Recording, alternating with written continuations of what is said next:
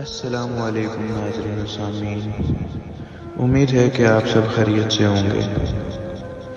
ہمیں کہتے ہیں فروخ خان، اور آج ہم حاضر ہوئے ہیں آپ کی خدمت میں ایک بہت ہی عمدہ غزل کے ساتھ، جس کے شاعر ہیں عثمان ابراہیم سالک صاحب۔ تو ملاحظہ فرمائیے۔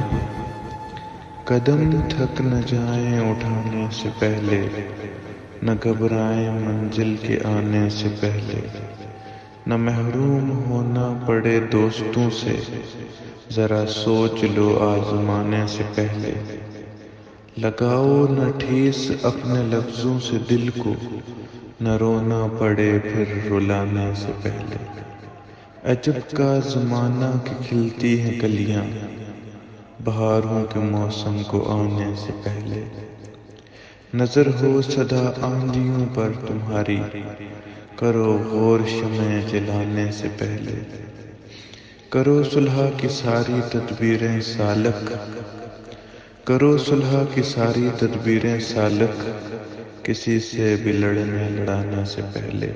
بہت شکریہ۔